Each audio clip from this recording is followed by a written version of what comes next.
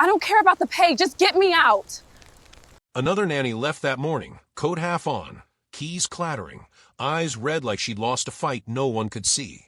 She murmured into her phone, "I don't care about the pay, just get me out." The doorman pretended not to hear. Pretending was a job in that house. Everyone had a role. Two faces watched from behind the banister on the second-floor landing. Lucas and Lily, 8 years old, mirroring each other like parentheses around a secret. Lucas's hair curled at his forehead as if always mid-thought. Lily wore a hoodie 2 sizes too big, drowning herself on purpose. They whispered like thieves dividing loot. 3 hours, Lucas said, estimating, eyes bright with a prediction he'd seen come true before. Before lunch, Lily said. I saw her hands shake. She's not stare. They pressed their ears to the railing to hear the front door slam. Somewhere behind them, a clock ticked, patient like a witness. Down the hill, a bus exhaled. Naomi Ellis stepped off with a canvas tote and shoes she'd polished for luck. 34, a quiet strength at the hinge of her shoulders, she carried the kind of tired that didn't make a scene. She checked her cracked phone. It buzzed with a text. Tessa, you got this. Remember, love is a stubborn thing. Naomi huffed a breath that wanted to be a laugh. She typed back, then I guess I'm stubborn. Don't wait up. She tucked the phone away and looked through the iron at the mansion, at the glass windows that looked right back at her. You don't scare me, she said softly, not to the house exactly, but to the history living inside it. She pressed the bell. The door opened into the scent of polish and quiet. Mrs. Penrose stood framed in varnished wood and a lifetime of rules. Her chignon was taut enough to tune a violin on. The pearls at her throat were small and real. Miss Ellis, she said, eyes flicking down Naomi's thrifted coat to the scuff on her shoe. You're early. Traffic was kind to me, Naomi said. Didn't want to insult it by being late. Mrs. Penrose's lips twitched, but didn't smile. Follow me. We keep to a schedule. They crossed the foyer, floor like a frozen lake, chandelier like a crystal comet paused mid-fall. They passed a door emitting the soft electric hum of a treadmill. Through frosted glass, a man's silhouette ran in place, headset on, breath steady, as if outrunning an invisible accusation. Mr. Waverly works from home, Mrs. Penrose murmured. He is not to be disturbed unless he asks. I'm here for the kids, Naomi said. They moved down a hall where paintings watched like they had opinions. A line of tiny scuff marks etched into the baseboard, scooter wheels, a history of speed at ankle height. Naomi noticed a small sticker of a gold star, half-scraped, clinging to the third stair. Someone had tried to erase it and lost interest. That star didn't want to go. We've had some turnover, Mrs. Penrose said, the way a surgeon might say complications. The longest lasted 11 days. The shortest 3 hours. You will find a binder in the kitchen labeled routine.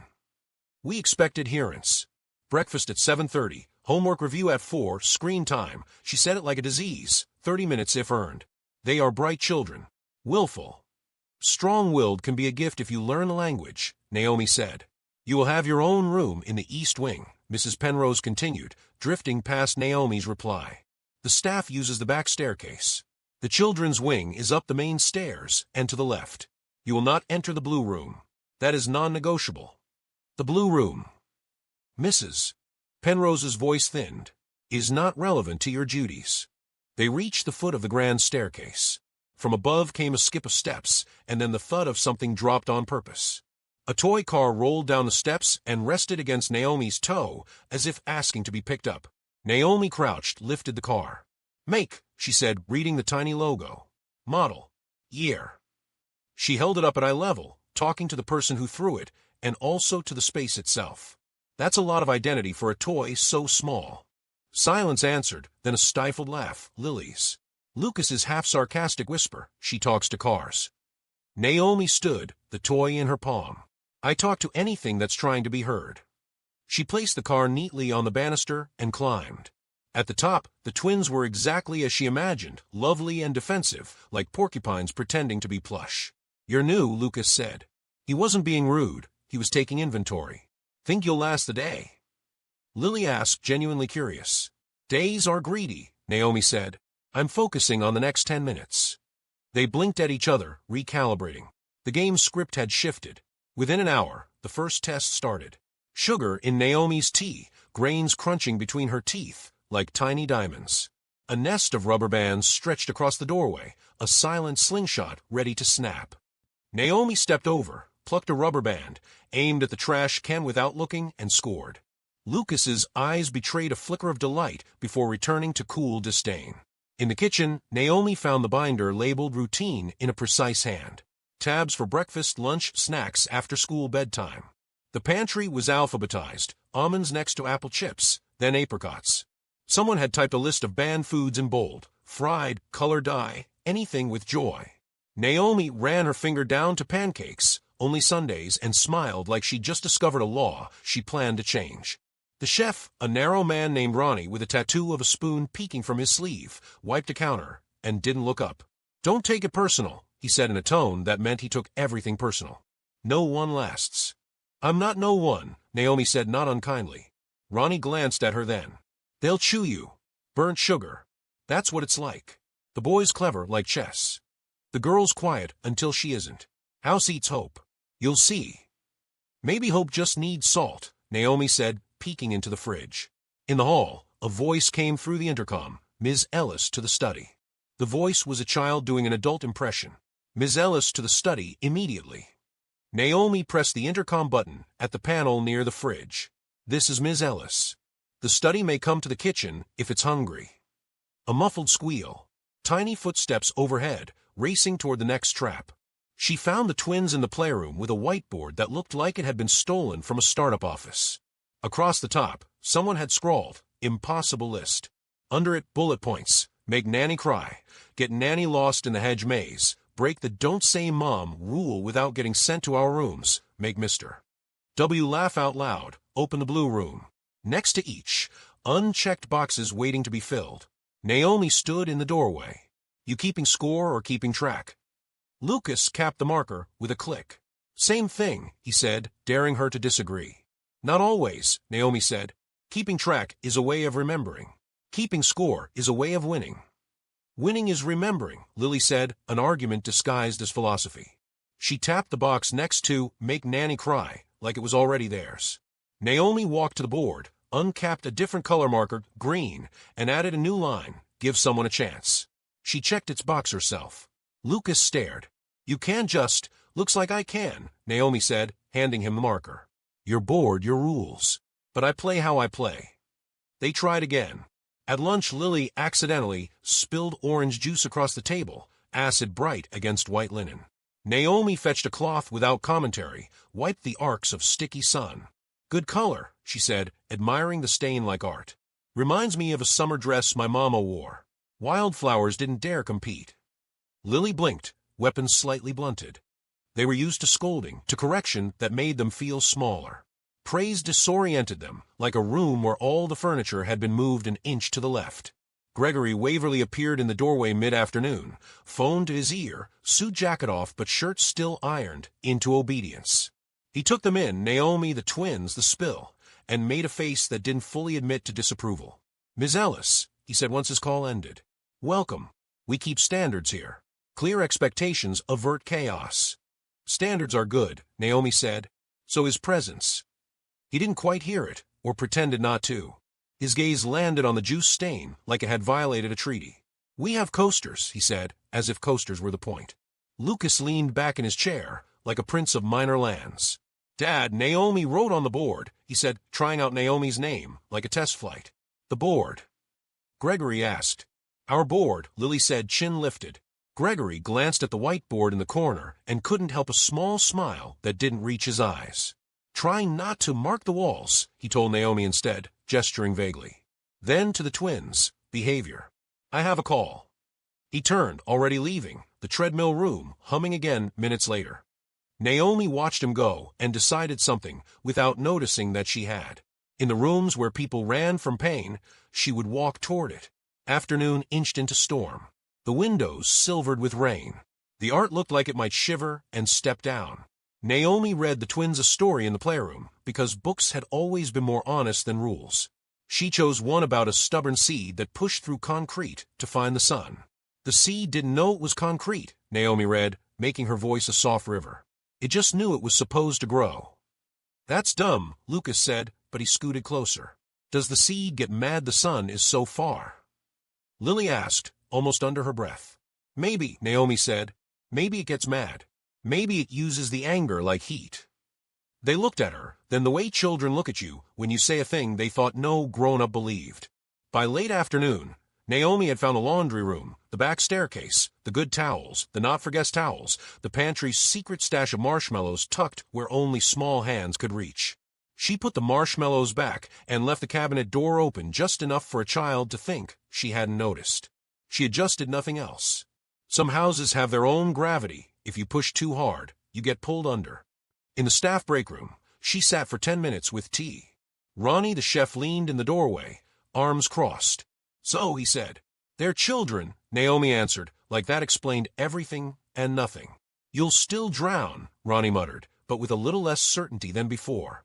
The evening brought a new storm, homework. Lucas had a math packet and a talent for weaponizing logic. He stacked his pencils like cannons.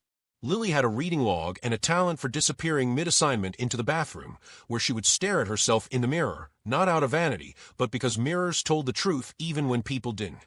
We can work in the study, Naomi said, cheerful like a dare. Or out here. Dealer's choice. Not the study, Lily said quickly, a note too sharp to be casual. Kitchen table it is, Naomi said softly. They began. Lucas refused problems requiring showing work. The answer is the point, he announced. The thinking is the point, Naomi returned. Answers change when the question does. Questions don't change, he said. They do when life does, Naomi said, not looking at him when she said it, giving him the dignity of overhearing. Halfway through problem 5, Lucas snapped his pencil in two and waited for the explosion. Naomi slid him a sharpened one without commentary. Everyone breaks something when they learn, she said. Today it's a pencil. Lucky pencil. He looked at her, startled into a laugh he tried to swallow. The room softened 1 degree. Lily, wherever she was, stopped pretending she couldn't read and started imagining she did. You have to sign my log, she called from the doorway, holding it out, eyes wandering not to Naomi's hand but to Naomi's face as if studying the geography of honesty there. I'll sign what you do, Naomi said, and if you're not doing it, I'll sit with you while you hate me for making you. Lily frowned. You can't make me like you. I'm not trying, Naomi said. I'm trying to like you. It fell in the room like a small, bright stone, real enough to sound and wait. Lily tucked the log under her arm and sat at the table without further performance. After dinner, chicken the color of good caramel, green beans that squeaked against the teeth, Naomi walked the hall past the frosted door, humming with equipment. She paused at a narrower door painted a deep, quiet blue, trimmed in a different wood than the others. She held her breath. The blue room. She felt music like residue, the way you feel perfume an hour after someone leaves. Mrs. Penrose appeared like a well-timed ghost. Not that one, she said, but it wasn't cruelty, it was a plea. Understood, Naomi said. Night drew its curtain. Naomi found her room in the east wing, a small bed, a lamp that clicked like a throat clearing, a window that overlooked the hedges that had been trimmed into obedience. She took off her shoes and lined them by the door. Left, then right, a habit that calmed her, order in a life that hadn't always offered it. Rain arrived like a long memory. It tapped the windows, ran its fingers along the gutters. Somewhere in the house, the treadmill stopped. Somewhere else, a music box began, the cheap kind with a tune trapped inside, like a bird. Naomi lay down and listened to the house settle and groan. She had almost drifted when she heard it, a soft crying, the kind that tries not to be heard. She sat up, slid her shoes back on, left then right, and opened her door to the dim hall. Lily sat on the floor outside her room, knees up, hoodie sleeves pulled over her hands. Her face looked like a secret, trying not to be found. Naomi lowered herself onto the floor beside her. She didn't reach, didn't talk right away. She let the quiet exist the way you let a shy animal circle and sniff. She used to sing when it rained, Lily said after a long while, voice a thread. Your mom? Naomi asked. Lily nodded, eyes on the floor. He doesn't like when we say mom. He says it's unproductive. Naomi looked down the hallway. Light bleached the crack beneath Gregory's door, a milky line in the dark. Sometimes grown-ups stop talking about people they miss, she said. They mistake silence for strength. Lily's mouth twisted. You're gonna leave too. Naomi rested her head back against the wall, letting the paint cool her hair. Every nanny ran from those twins, she said quietly, the words like a vow more to herself than to Lily. But I'm not running. Because sometimes the hardest children just need someone who refuses to give up. Lily didn't lean into her, not exactly, but her shoulder tilted, the angle of her body leaving room. In the crack of his door, Lucas watched from his room, eyes shining in the poor light. He would never admit, but the words went in. He pressed his forehead to the wood and breathed like someone had opened a window in a too tight space. Naomi told Lily a quiet story, not a fairy tale, but a memory. When I was little, my grandma had a tomato plant on a balcony that got maybe an hour of sun a day. Everyone said it wouldn't take. She watered it each morning and said, "You don't listen to what they call impossible. You listen to what you are." The plant grew sideways at first, stubborn, looking for light. Then up. It took longer. But it took. Lily stared ahead. "What did they call you?" Naomi smiled without teeth. "Late. Loud. Too much. Too little. Wrong kind of smart. Wrong kind of quiet. People will name your edges like they built you. You get to choose the name that stays." Lily's voice was smaller. "What's my name then?" "That's a Lily question," Naomi said. "And Lily knows."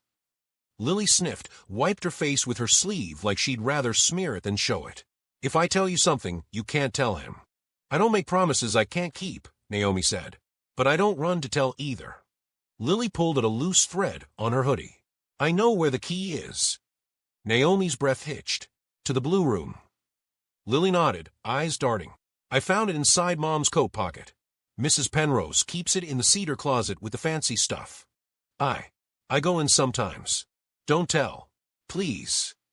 "Why?" Naomi asked, but soft, like a hand under a teacup. "She left her scarf on the piano bench," Lily said. "It still smells like her. If I don't go smell it, I forget what she smells like. And I don't want to forget." Naomi's eyes warmed without spilling. "Thank you for trusting me," she said. "I won't take that lightly." They sat until rain softened to mist. Naomi walked Lily back to her room and stood in the doorway until the girl's breathing evened out. Lucas had vanished from his crack of witness. The door across the hall was closed, but quieter. On her way back to her room, Naomi crossed the kitchen for a glass of water. The house at midnight was a different animal, less proud, more honest. She found Ronnie at the counter in the dim, eating cereal with a spoon too small, like the day had shrunk him. "You're still here," he said, not really surprised and not sure whether to be. "Looks that way," Naomi answered. He pointed his spoon toward the ceiling. "Boy made a flower bomb once. White dust everywhere. We looked like ghosts. Mrs. P wanted him punished. Mr. W paid a cleaning service and bought a second treadmill." Naomi rinsed her glass, set it upside down on a towel. "Punishment feels like control," she said. "Control feels like safety. But it's a costume." "You talk like a pastor," Ronnie said, almost prone to teasing. "Like a daycare worker," Naomi corrected. "We're theologians with glue sticks." He snorted, surprised into liking her. "Good luck at dawn," he said. "They're worse in the morning." "Dawn is when stubborn things grow," Naomi said, then left. Morning came with wet light and a house that smelled like damp stone. Naomi beat the twins to the kitchen. She tied an apron, cracked eggs in a bowl with the competence of someone who'd fed a lot of mornings. The binder said oatmeal. She made pancakes. Not defiance, strategy. When you need a child to sit still long enough for a conversation, you put something warm on the plate. Lucas arrived first, hair sticking up like he'd argued with his pillow all night. He blinked at the griddle. "It's not Sunday," he said. "I checked the calendar," Naomi said, flipping a golden disc. "It stubbornly says Tuesday. But pancakes don't wear calendars." He hovered on the threshold, suspicious. "Dad says sugar makes me unmanageable." "Maybe you're unmanageable because you're unhappy and sugar is just easy to blame," Naomi said without looking at him. Lucas grinned despite himself. "You're gonna get fired." "Probably," Naomi said. "Want blueberries or bananas?" He Saturday both. Lily drifted in like a ghost who was undecided about haunting. She saw the pancake stack and almost smiled. Then she remembered not to. "You're breaking a rule." "Plenty of rules can be bent without breaking anyone," Naomi said, sliding a plate to her. "Plus fruit. That's health in a circle." Lily speared a blueberry. It burst like a small knight. She chewed like maybe eating could be an act of defiance, too. Gregory entered on a phone call. He stopped at the site, took it in, then looked at Naomi. His eyebrows did a thing like a storm deciding whether to rain. He ended the call with a clipped, "I'll revert," then lowered the phone. "We have a menu," he said. "We have children," Naomi said. Something like irritation and something like respect passed across his face, both fast and then gone. He exhaled through his nose. "Just today," he said finally, and left before anyone saw his retreat. Lucas chewed triumph like sugar. "You told him," he said to Naomi. "I told him what I see," she said. "I'll tell you what I see too. You blow up breakfast because you want someone to fight for it with you at the table. So you fight." Lily asked. "I sit," Naomi said. "Fighting is easy. Sitting is harder." After breakfast, they dressed. Lily tried to wear the hoodie again. Naomi held up a softer sweater, the color of wet sand. "What you hide under is your choice," she said. "Just make sure it's your choice." "It is," Lily said, but she took the sweater. They practiced knots with shoelaces. Lily had learned too late and remained stubbornly proud of it. Lucas showed Naomi his collection of toy cars, and Naomi asked questions about torque and paint that made him blink, then talk more than he meant to. "You're not what I thought," he said, not precisely as a compliment. "I rarely am," she said. They tried again at mischief. A note slipped under Naomi's door read, "Urgent MRS. Penrose needs you in the basement." Naomi opened her door to find a web of clear tape strung at shin level, sticky and invisible. She lifted one foot, then the other, like stepping over a rumor. At the end of the hall, she paused and spoke without raising her voice. "Very good trap placement," she said to the air. "Consider height variation next time." A suppressed giggle leaked from behind a plant. "She saw it," Lucas whispered. "We'll make it better," Lily said, and though she meant the trap, part of her brain meant the house. Late morning, the agency called to check in. Mrs. Penrose answered in the staff office, eyes on Naomi through the glass like a lighthouse watching a ship it expects to founder. "Ms. Ellis?" "The agency," she called, hand cupped over the receiver. "We can arrange a replacement if you'd prefer not to." Naomi took the phone. "I'm fine," she said. "Tell them to save their gas." "There's no penalty for early exit," the agent chirped, just doing a job. "Most don't last." "Then let me be inefficient," Naomi said, and hung up gently. Mrs. Penrose studied her. "You're stubborn," she said. "So I've heard," Naomi said. "What's your favorite part of the day, Mrs. Penrose?" The older woman blinked, thrown. "My favorite?" "In this house," Naomi said. "There must be one." "Mrs." Penrose considered. "When the lights are first turned on in the morning," she said, surprising herself. "For a moment, everything is clean and possible." She looked almost embarrassed. "That's foolish." "It's brave," Naomi said. "Most people forget to choose a favorite." A quiet truce installed itself between them, like a small piece of furniture no one remembered buying. By noon, they'd made it to lunch without a meltdown. After, Naomi asked for 10 minutes in the garden. "You can come or not," she told the twins. "Your choice. I'm going to see Joy while it's still damp." "Joy?" Lucas snorted. "In a hedge maze." "Joy is stubborn," Naomi said, stepping outside. They followed, not because she asked, but because something in them wanted to see what kind of person calls Joy like it's a dog and expects it to come. The hedge maze wasn't a maze so much as a display of Wealth's patience. The gardener, a woman with a sunburned neck, nodded at them. Naomi bent to smell a rose that looked too perfect to be alive. It was real, and because it was real, it had thorns. "Careful," Lily said, almost smiling at the idea of someone else's pain. Naomi pricked her finger on purpose, an old trick. A dot of blood welled up like proof. "You're bleeding," Lucas said, half thrilled, half concerned. "Good," Naomi said, sucking her fingertip. "Now the rose and I are properly introduced." A breeze lifted. A wind chime tinkled somewhere at a distance you could measure in dollars. For a second, all three of them stood with their faces up, listening. The sky changed its mind slowly and brightened. Back inside, they found a note under a paperweight on the kitchen island in Gregory's handwriting, "Dinner at 7. I will join." The sentence looked uncomfortable next to its own period, like a man unused to sitting with decisions. The afternoon was a test of stamina. Screen time was not earned. Tempers flared. Lucas flung a book at the wall, a move he immediately regretted, which is why he did again. Naomi stood between him and the shelf like a shoreline between tide and house. "You can break the book," she said. "It's paper. Or you can tell me what you wanted it to say that it didn't." He kicked the toe of the baseboard. He looked at Lily, who stared back the way twins do, whole conversations flickering between them that outsides can't intercept. It didn't say Mom, he muttered, too low for anyone but Naomi to hear. It said Mother. She wasn't Mother. She was Mom. Naomi absorbed that like rain into dry ground. Then we'll say Mom, she said. Words are rooms. You get to choose the one you live in. He blinked, and the corner of his mouth turned traitor and softened. Toward evening, Naomi passed the blue room again. The door kept its own counsel. She imagined the scarf on the piano bench, imagined the smell Lily had described, something human and specific and disappearing.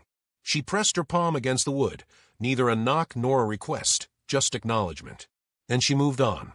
At dinner, Gregory actually came, an event so rare the Forks looked startled. He sat, glanced at the plates, at the twins' faces, at Naomi's place at the end of the table.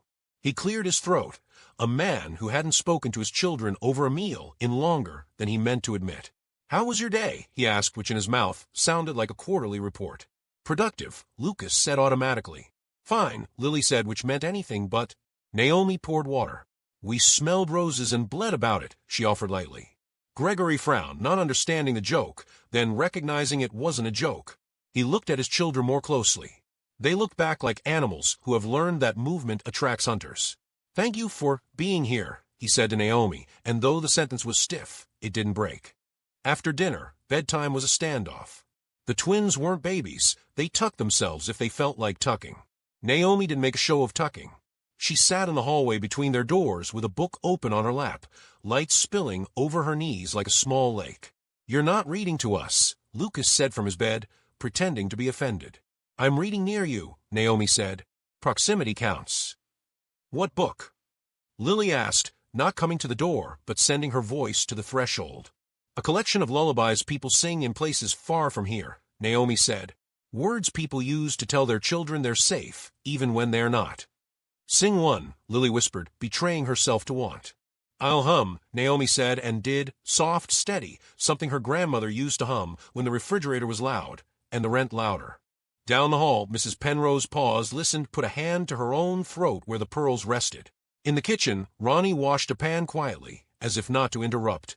In his office, Gregory stared at a spreadsheet without reading it. Through a thin wall, the treadmill waited, silent for once, like a weapon disarmed. Naomi hummed until the twins' breathing found the rhythm of an old boat rocking in a safe harbor. She closed her book, stood, and padded soft down the hall. At her door, she found something tucked under the mat, the toy car from a morning, and, next to it, a sticker of a gold star, not stuck to anything, as if waiting for permission. She picked up the star. In the low lamplight, it gleamed like ordinary magic. She didn't cry. She wasn't the crying type when it came to victories. She placed the star inside her book, where it could be held between pages until needed. In the room across from hers, Lucas rolled over in his sleep, and without waking, pushed his hand into the space beside him as if expecting it to be filled. In the room next, Lily dreamed of a scarf that smelled like rain and lemons and something else she couldn't name. Rain had stopped. The house, exhausted from pretending all day, exhaled. Naomi lay in bed and stared at the ceiling. The blue room pulsed at the edge of her awareness like a heartbeat beneath a bandage. The board stood in the playroom with a new line checked in green. Give someone a chance. The hedge maze held the day's footprints quietly. The kitchen held a stack of plates that now had a memory attached. She thought of Tessa and her text. "Love is a stubborn thing." "So am I," Naomi whispered into the dark, and the house, surprised to be spoken to, settled in just a little closer, like maybe it wanted to be a home after all. Morning made the mansion honest. Before the house put on its face, before floors were buffed and voices became careful, the early light showed the fingerprints on the banister and the crumbs that hid in seams. Naomi woke to it. She lay for a minute listening to the building breathe, the soft hums in walls, the quiet far-off slap of the pool cover moving in wind. Then she heard it, a voice, low and controlled, thinning around the edges. Gregory. He was on a call. The door of his office was closed, but money doesn't keep sound out. "We need visibility on the gala," he said, the way people talk when they're trying to measure grief with spreadsheets. "The foundation wants deliverables." I understand optics." "Yes. Yes, we'll host. Yes, we'll match." "No, not a memorial. It's been 2 years. That's not, no. I don't want to open it." He stopped. Silence poured down the hall like a warning. Then his voice changed, quieter. I know what you're asking. It's not a good time. Naomi slipped on her shoes, left then right, and checked her phone.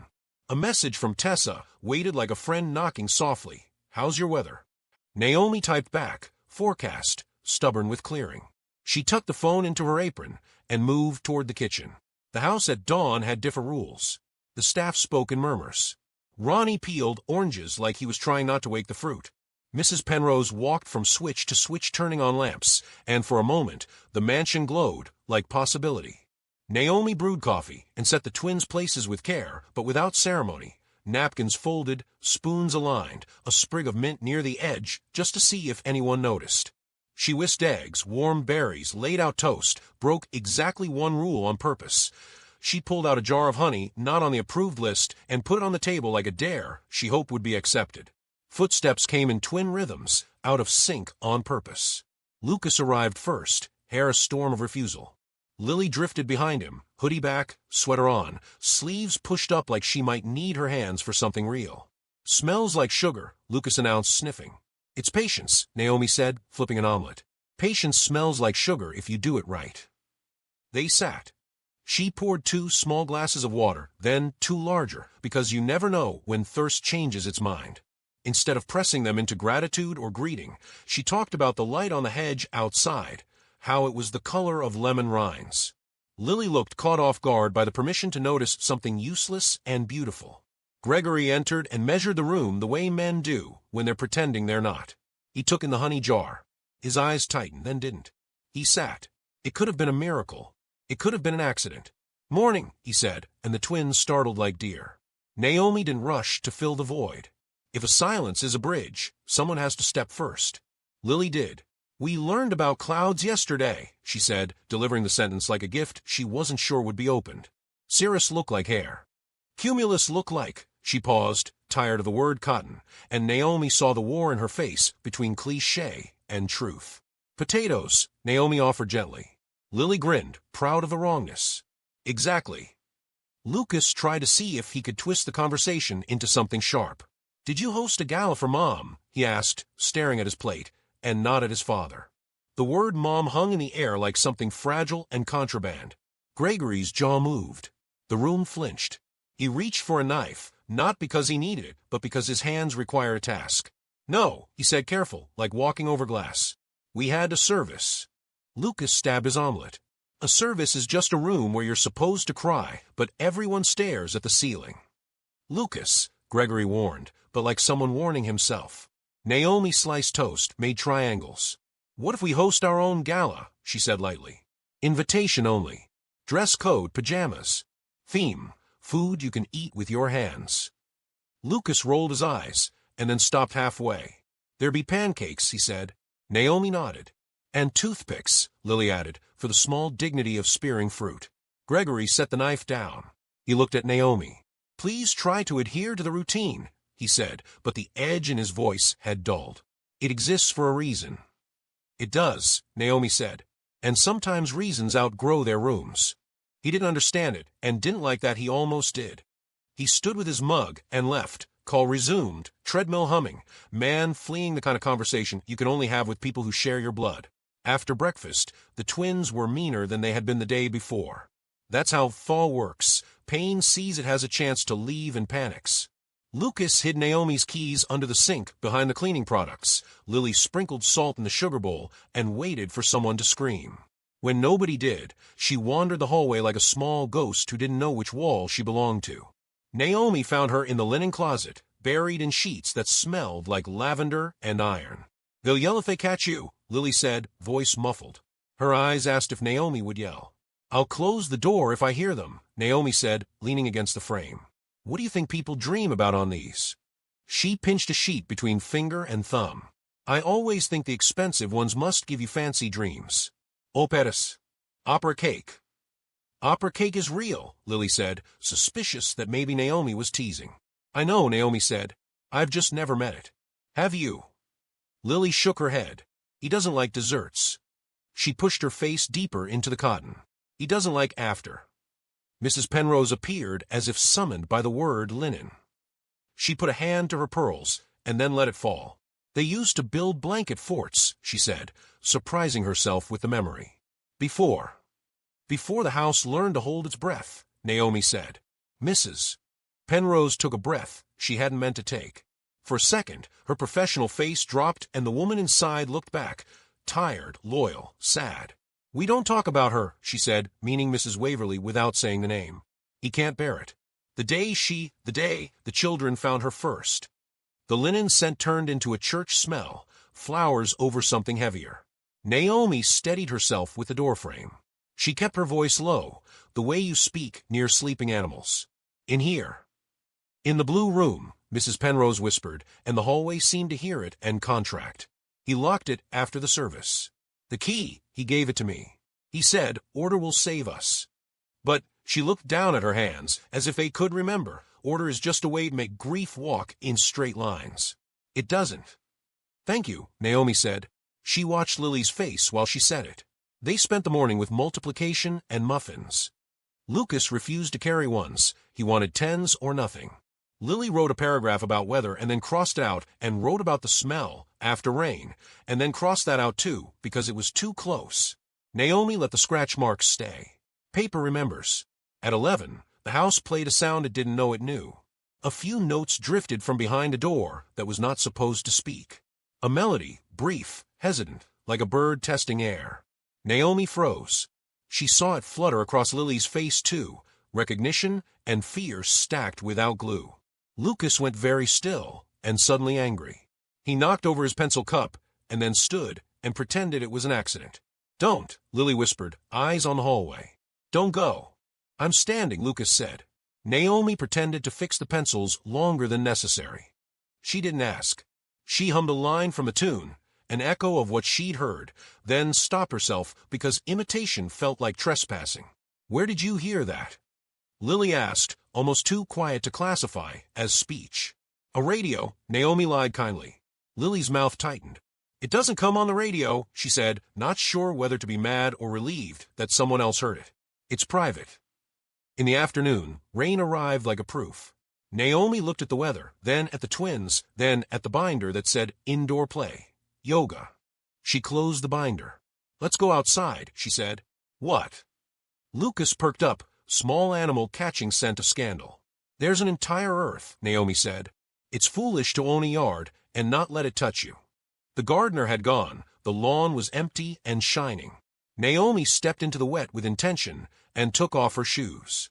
The grass was cold enough to reset a person. Lily's mouth opened in a laugh she didn't allow out. Lucas ran onto the lawn and accepted rain, like applause. They built a mud castle that insulted the hedges by existing. Naomi said architecture words, turret, moat, buttress, because language can make play feel substantial. Lucas used a stick to carve a drawbridge. Lily decorated the walls with stones that looked like jewels when they were only wet. Don't you care about your clothes? Lily asked, asking if Naomi cared about punishment. I care about rain when it rains, Naomi said. Later I'll care about laundry. Gregory stepped onto the terrace, phone in hand. He saw mud. He saw Naomi barefoot with his children. He saw neighbors' windows like eyes. He went still.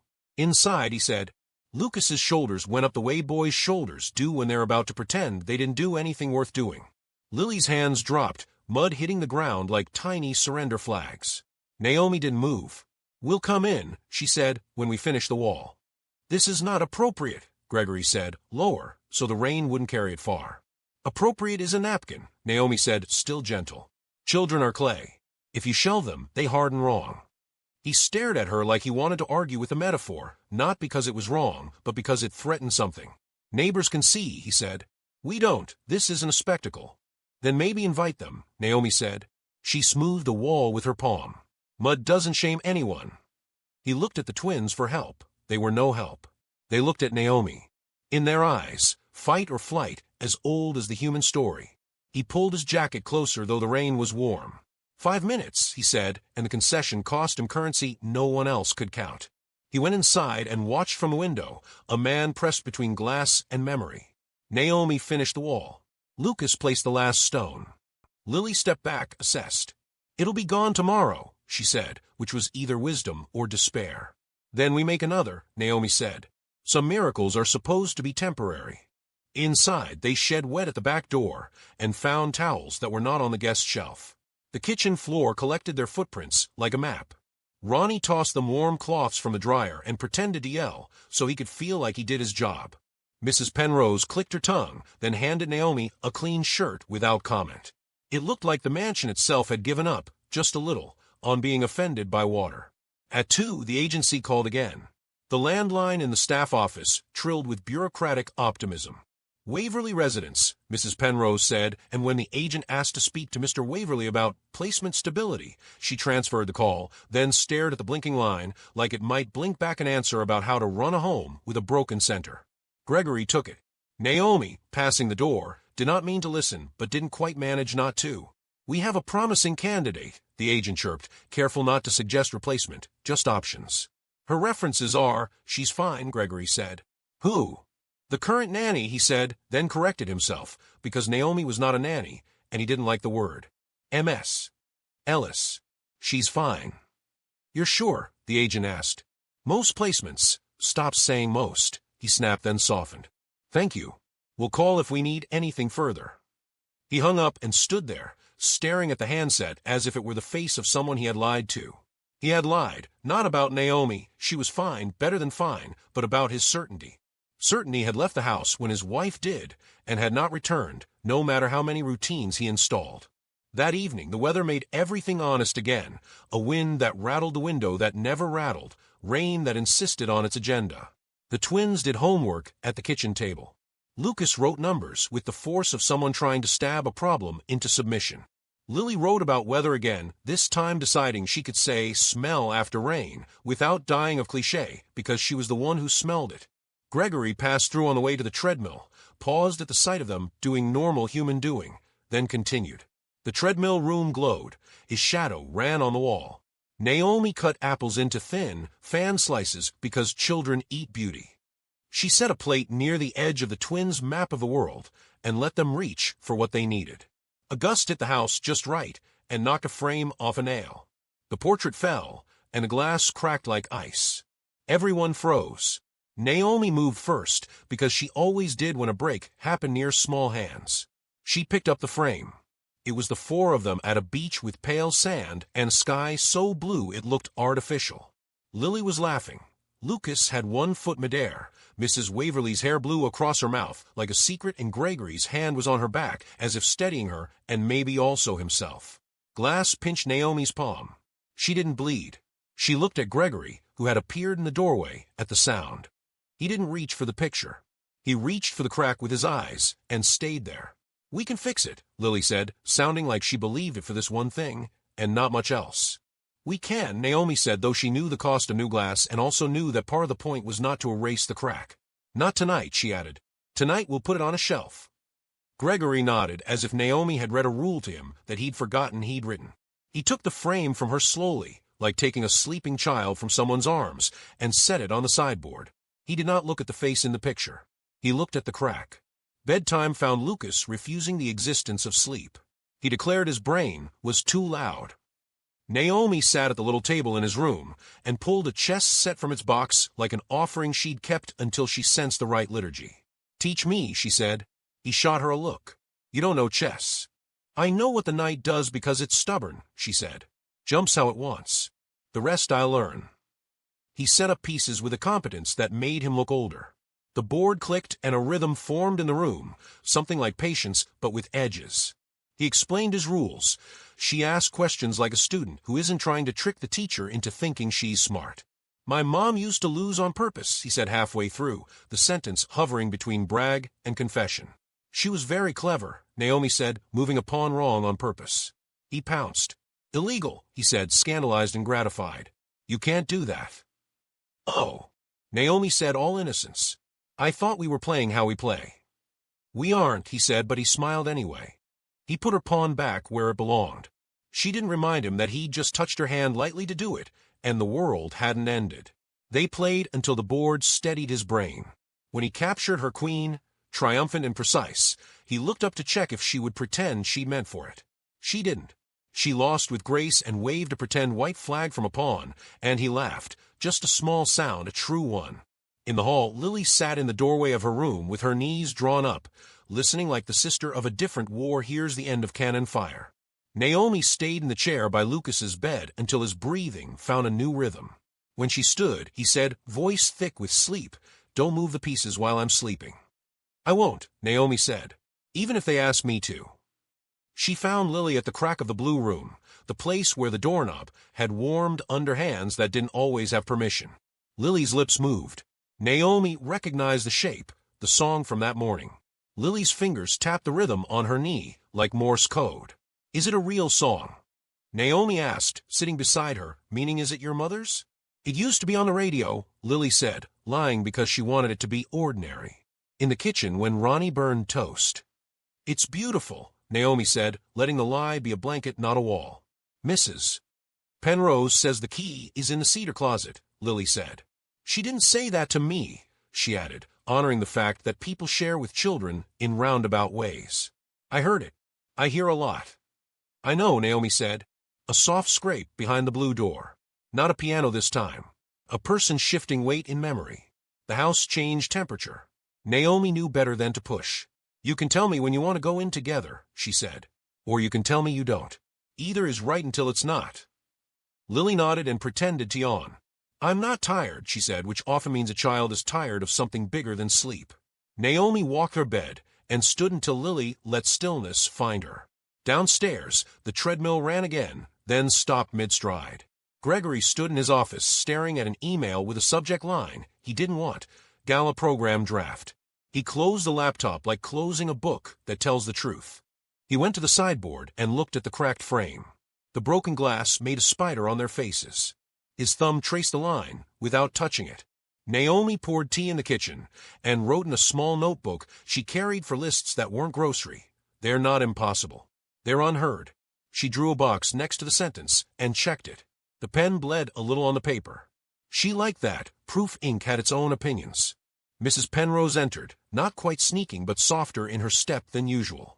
"You've changed the air," she said, startled by her own honesty. "It feels less heavy." "It's breathing," Naomi said. "You can hear it if you listen. Houses like it when you listen."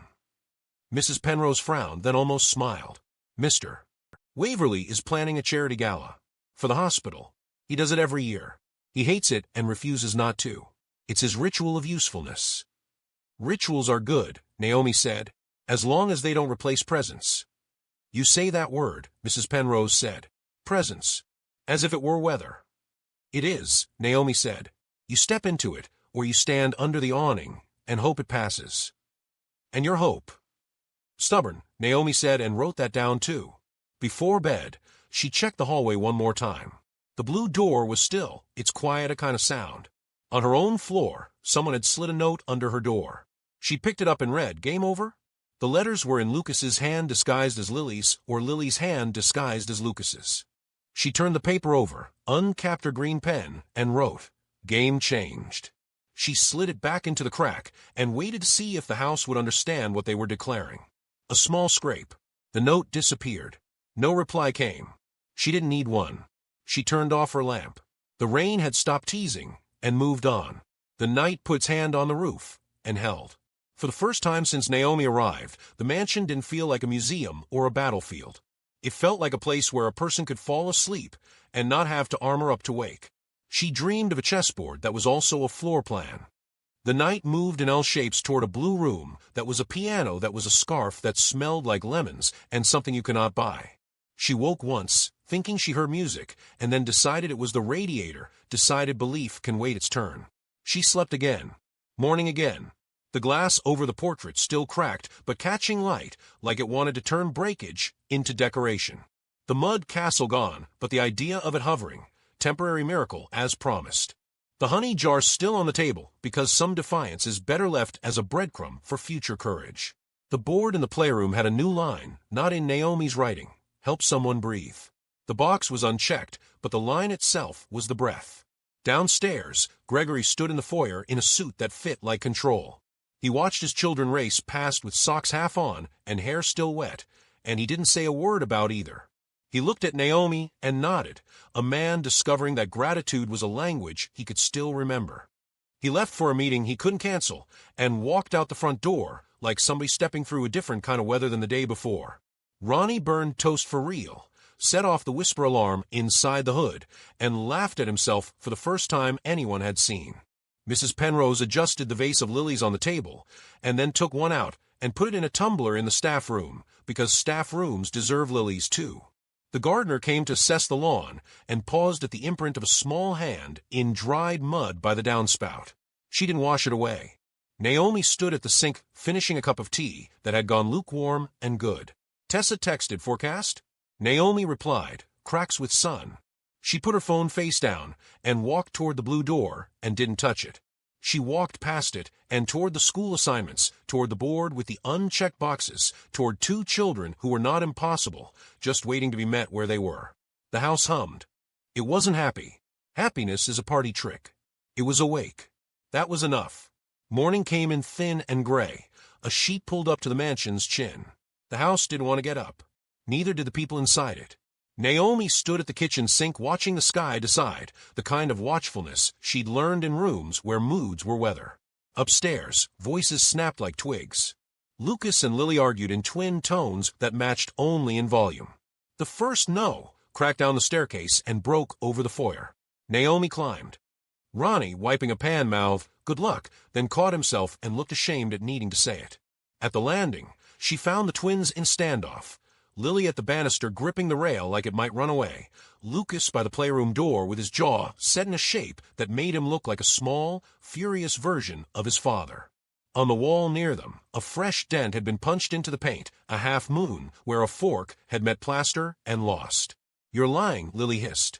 "I'm not," Lucas hissed back louder, the way you raise your voice when you're trying to drown your own doubt. "She said we could." "She didn't say today," Lily said, not crying, not breathing right. Naomi didn't ask who she was. She stood between them and spoke to the air. "Breakfast won't wait for us forever." Lily shot her a look that a smaller child would have saved for the sun. "We're not hungry." "Hungry is not always in your stomach," Naomi said. "Sometimes it's in your throat or your hands or your feet." Lucas banged his shoulder into the door jamb, lightly, like he needed to feel wood. "We have to show you," he said, not looking at Naomi, staring at Lily, like he needed an ally more than he needed permission. "You don't have to do anything but breathe," Naomi said, "and even that some days comes late."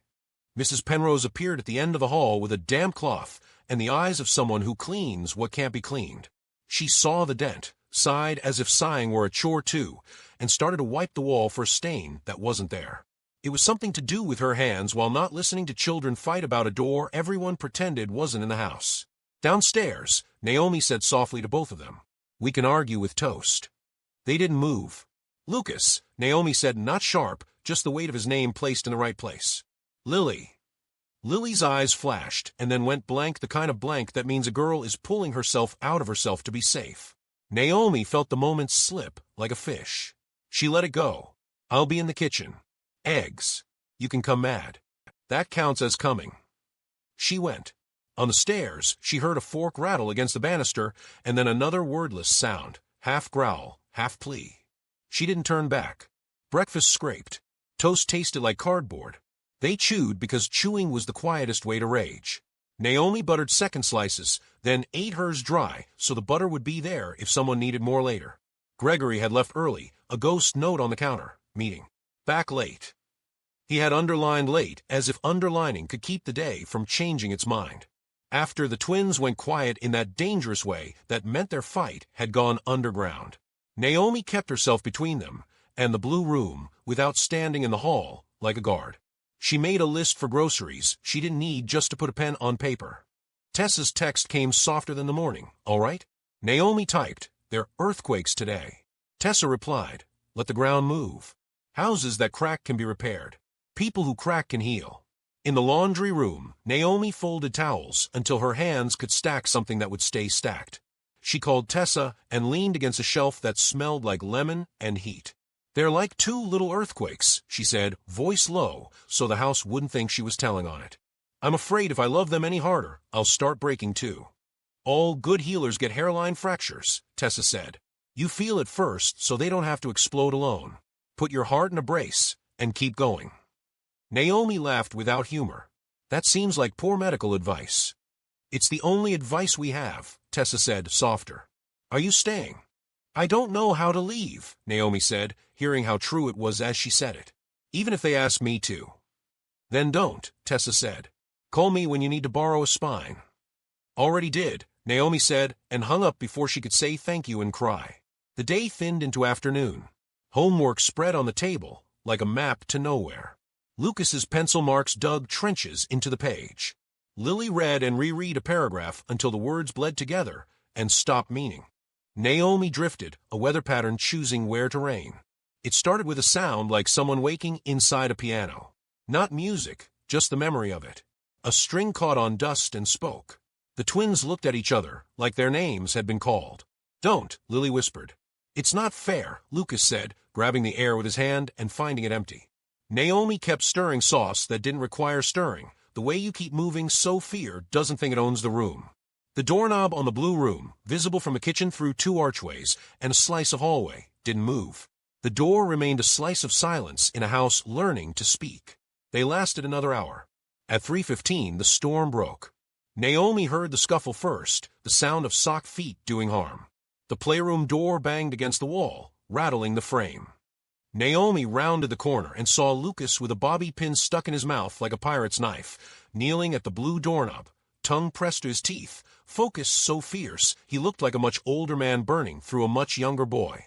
Stop, Lily said, voice sharp enough to cut. She was shaking. Her hands stood 6 inches from her own sides like she didn't trust them. You'll let her out wrong. There is no wrong, Lucas snapped, teeth closed around the pin. There's locked and there's open. She's not a secret, Lily said, and then screamed, stop it, with a sound that was not new, but was rare enough to be sacred. The bobby pin clattered. Lucas stood and threw it at the floor, and then threw the whole idea of being 8 at the floor. He grabbed the nearest thing, a box of crayons, and hurled it. Colors scattered across the hall, and under the white table, and into the seams of everything.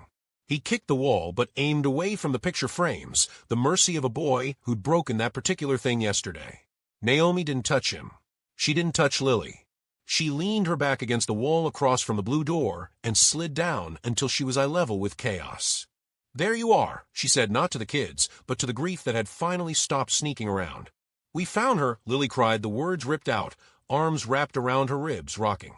We found her, and he said not to say it. He said don't say it, so I didn't say it, and it's like my mouth is full of her, and I can't swallow. Lucas flung a crayon down the hall. It hit the floor, snapped in 2, blue powder, like sky dust. He said we were brave, Lucas spit. He said we were brave, and then he locked the door, and then he stopped hearing us, and I kept being brave, but no one saw. Mrs. Penrose rushed up the back stairs, pearls in her fist as if prayer could be made of beads. What happened? She asked, scanning for blood, for broken glass, for a thing she knew how to fix. Space, Naomi said, at a volume that made it an instruction, not a suggestion. Please. Mrs. Penrose paused with one foot still lifted, a bird not sure where to land. She put the foot back, put the pearls down, and stepped back into the shadow. Naomi nodded her thanks without looking away from the twins. We can do this, Naomi said to them, still seated, steadying the air. We can do it loud or quiet. We can do it wrong first. We can do it crying. But we won't do it pretending.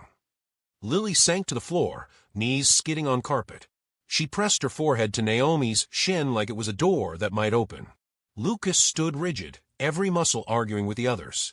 He opened his mouth, and the story fell out in wrong orders, which is an honest way for a story to happen. She said we could have 3 songs, he said, but she fell asleep on the first. And I didn't. I thought she was being funny. I drew a mustache on her in my head. I thought she was teasing. I went to get Dad. He was on the treadmill. He didn't come right away. He said, give me 5 minutes. Lucas's face contorted around the number 5, like a grinder. He said 5 minutes, he whispered, and the word became a bruise. Lily lifted her head. She had a scarf, she said through salt. It smelled like lemons and that fancy hand soap, and her. And I didn't move it because if I moved it, it would be wrong. She swallowed. We were brave, she added, immediate and defensive and pleading. You were, Naomi said. You are. She looked at the door, then at their bodies, then back at the door. He told you not to say it again. He said he was saving us, Lucas said. He laughed, one sound, loud and sudden and empty. He said he was saving us. Naomi's hand found carpet, and she pressed her palm into it, grounding herself in mediocre fiber.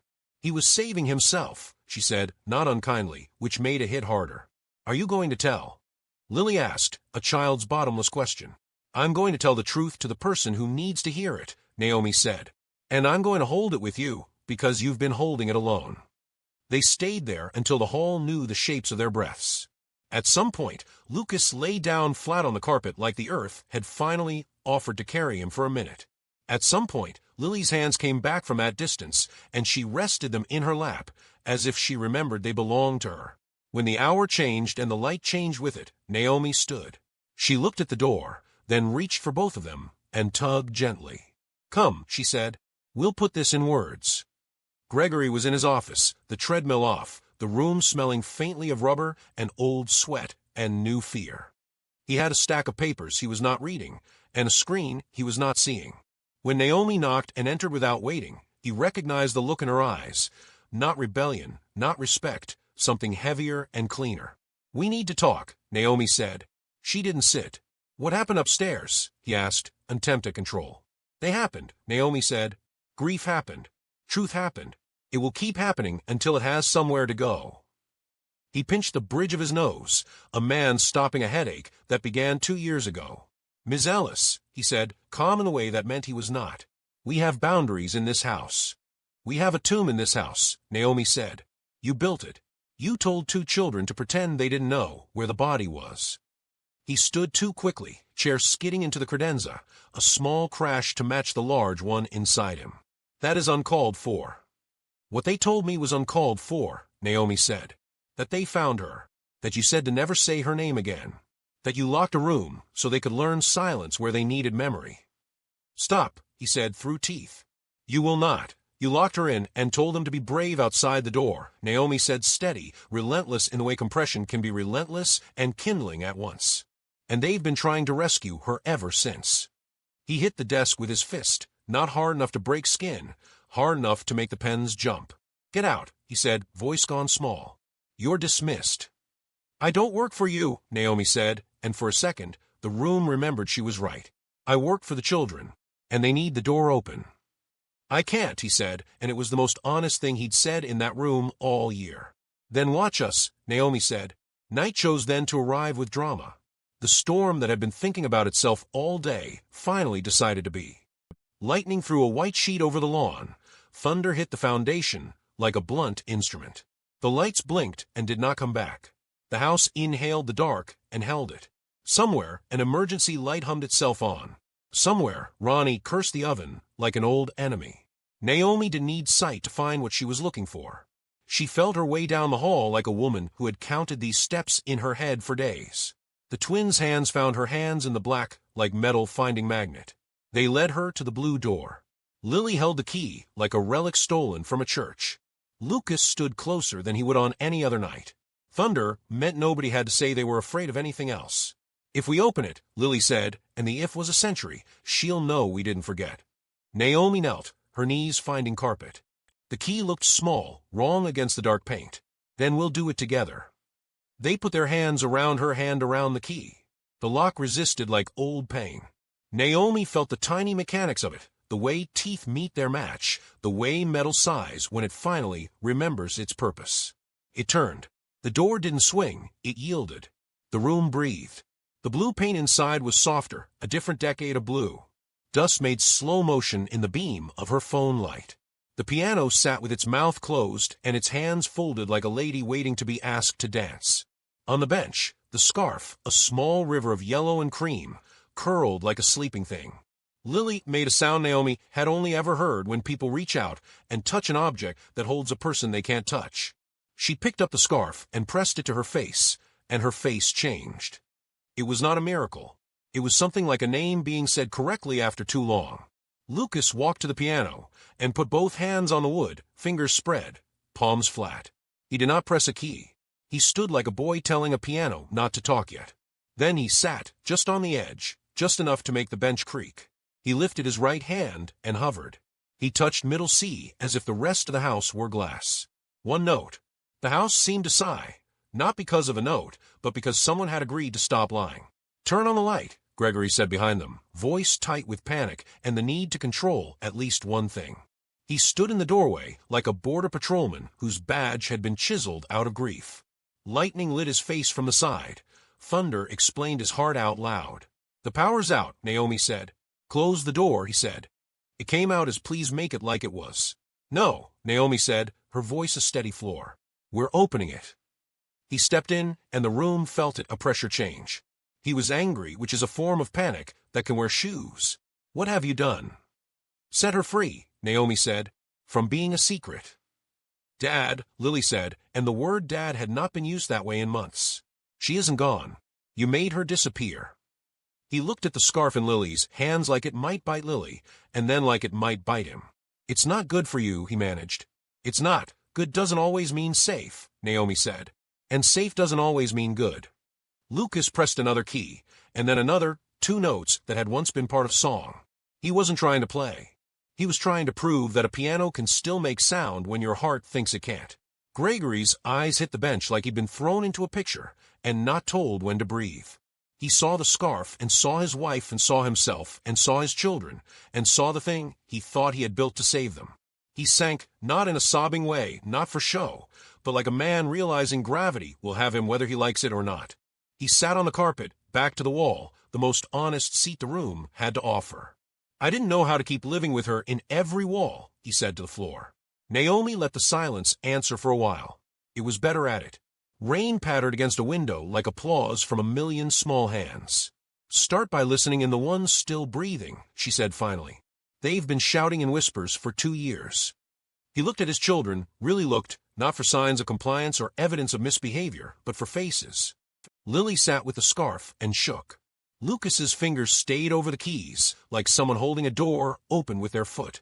Gregory's mouth opened and closed, a prayer learning to speak human. I told you to be brave, he said to them. And then I punished you for it. We were brave, Lucas answered, not forgiving because forgiveness is advanced work, but not hiding either.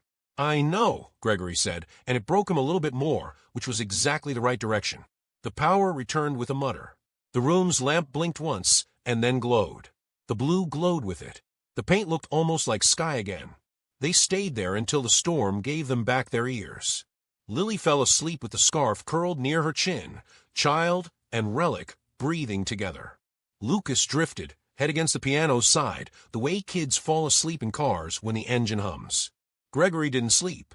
He watched them like a man who had been given a view of something worth keeping, and was afraid he'd blink and it would disappear. Naomi slid a blanket under their bodies like a tide coming in. She dimmed the lamp and left the door open. Mrs. Penrose, at the threshold, held her pearls without clutching them. She had cried and wiped it before anyone could catalog it, but her eyes stayed soft. I'll make tea, she whispered, because people must do something. In the kitchen, the kettle hummed. Ronnie leaned against the counter, listening to the rain tail off. I heard, he said, in the tone of a man in a small town hearing news through a wall. It was time, Naomi said. They carried mugs like peace offerings to the room that wasn't a tomb anymore. Gregory took his cup like a student. He drank and coughed, unprepared for heat. He looked at Naomi over the rim with a face he hadn't used since he was young, humbled, almost ready. I didn't think it mattered who stayed, he said, voice shredded.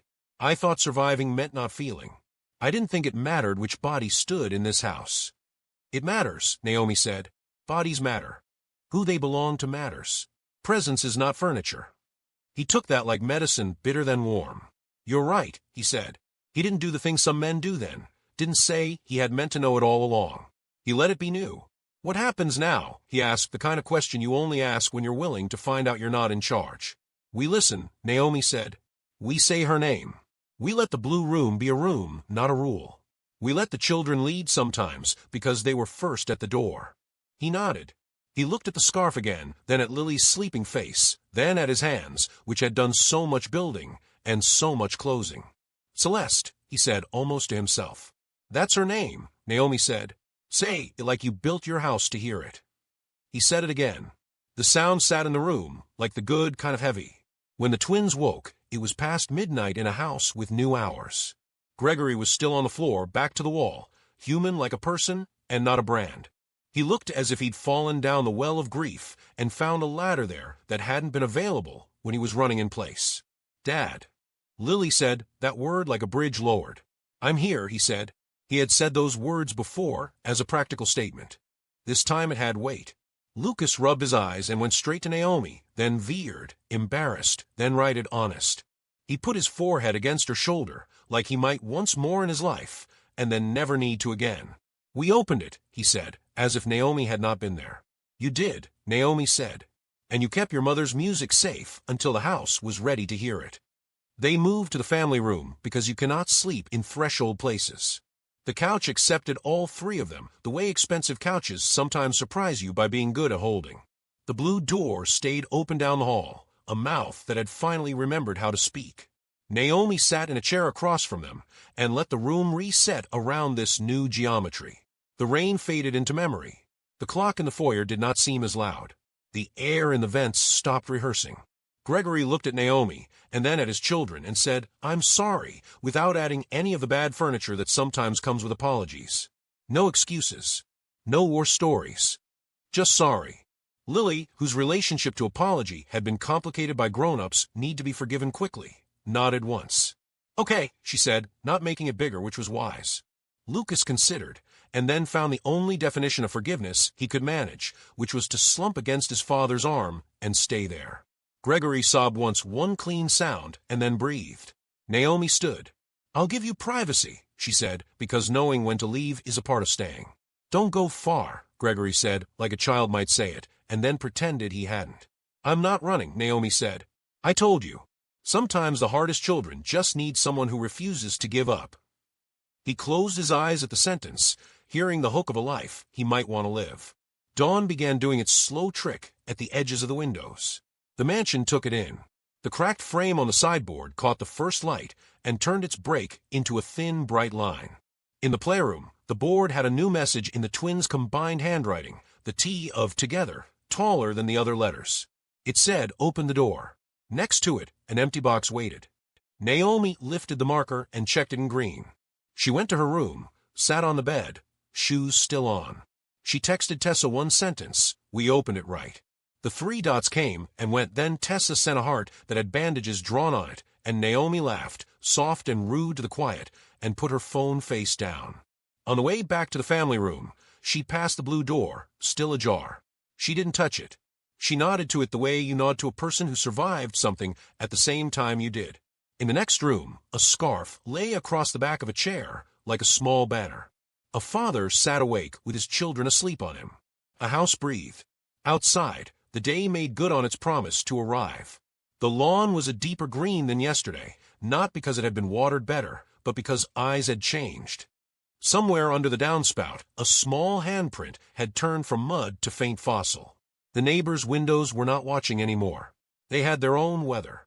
Naomi put the kettle on again because repetition is how rituals are born. She didn't hum for once. She let the refrigerator hum be the only song. It was enough.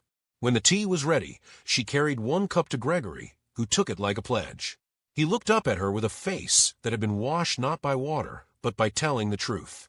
He opened his mouth to say something important and found that the words could wait. The blue door, open, said plenty.